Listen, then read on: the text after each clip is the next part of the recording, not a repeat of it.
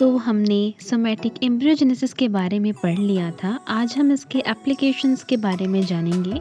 हालांकि somatic embryogenesis के बहुत सारे एप्लीकेशंस हैं, लेकिन हमें सिलेबस के अकॉर्डिंग और अपनी नीड के अकॉर्डिंग पढ़ना है। पढ़ने के लिए बहुत कुछ है, लेकिन पढ़ना वही है जो ज़रूरी है। तो अगर आपने मेरी इससे पहले वाली वीडियो नहीं देखी है सोमैटिक एम्ब्रियोजेनेसिस के बारे में, तो उसे एक बार प्लीज़ देख लें, तो आपका कंसेप्ट और भी ज़्यादा क्लियर होगा। तो चलिए एक छोटा-सा जो है ओवरव्यू मैं दे देती हूँ। इससे पहले वाली वीडियो में मैंने बात की थी सोमैटिक एम्ब्रियोजेनेसिस के बारे में कि होता क्या है, प्रोसेस क्या है और कैसे हम इसे अचीव करते हैं, ठीक है?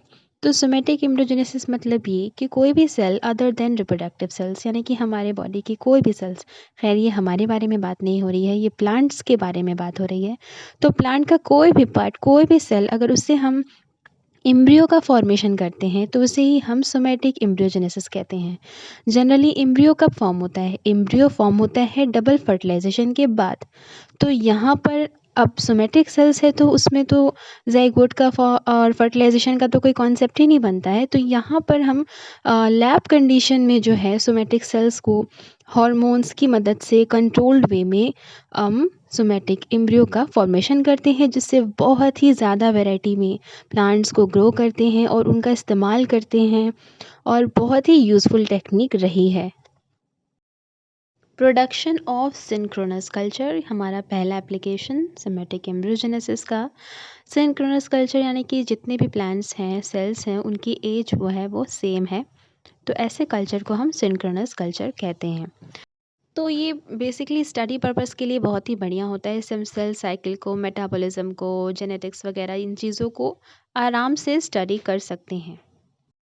नेक्स्ट है प्रोडक्शन ऑफ सिंथेटिक सीड्स और आर्टिफिशियल सीड्स। ये बहुत ही इंपॉर्टेंट है। तो ये जो सिंथेटिक सीड्स हम तैयार करते हैं सोमैटिक एम्ब्रियोजेनेसिस से, इसे हम जस्ट लाइक अ डाइकॉट सीड की तरह इस्तेमाल कर सकते हैं। The making of synthetic seeds and its use in soil ecosystem is one of the best example of lab to land program in plant biotechnology. तो सिंथेटिक सीड्स का बनना और उसका हमारे सॉइल इकोसिस्टम के साथ एडजस्ट हो जाना, ये एक बहुत ही बढ़िया एग्जाम्पल है प्लांट बायोटेक्नोलॉजी का लैब टू लैंड प्रोग्राम। तो encapsulated somatic embryo in an alginate Beed is called synthetic seeds और आर्टिफिशियल सीड्स। ये डेफिनेशन बहुत इंपॉर्टेंट है, आप इसे प्लीज़ 2-3 बार ज़रूर पढ़ लीजिए, बहुत ही आसान है, याद भी हो जाएगा।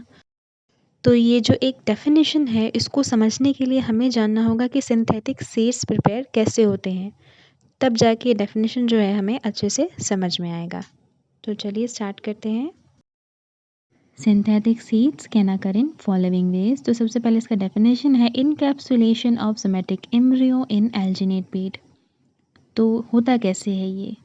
Somatic embryo can be mixed with alginate solution. अब एल्जिनेट सॉल्यूशन का मतलब क्या है? सबसे पहली बात, एल्जिनेट क्या है? एल्जिनेट यानी कि एल्जीन, जो हमें मिलता है ब्राउन एल्गी से।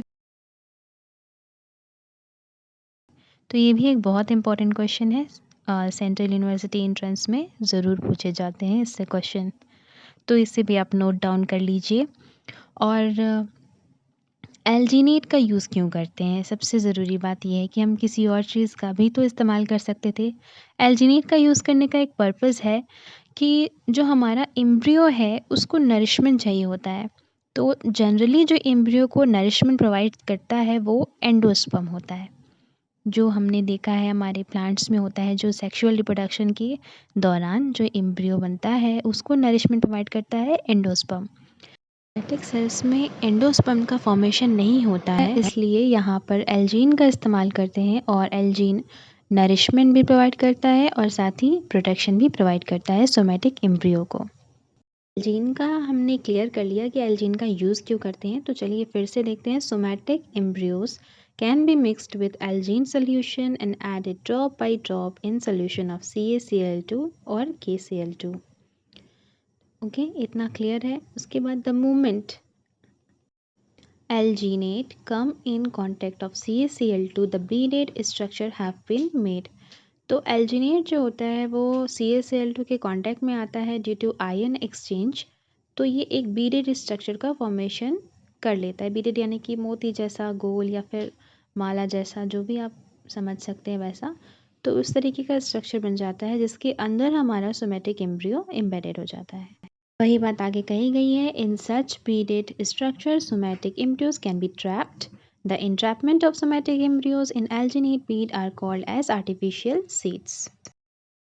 नेक्स्ट हम देखेंगे सिंथेटिक सीड्स किस यूज़ में आते हैं और इनका बनाने का क्या यूज़ है।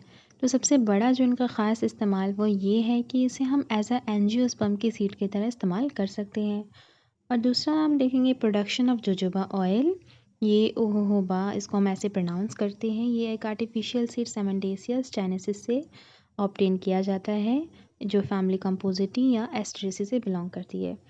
तो ये जो ऑयल है ये बहुत ही अच्छा इस्तेमाल होता है इसका स्किन के लिए, हेयर के लिए, और बहुत बेनिफिट होता है इससे हेयर को या स्किन को अगर आप इस्तेमाल करेंगे तो। मैंने किया था और वाकई बहुत अच्छा असर दिखा था।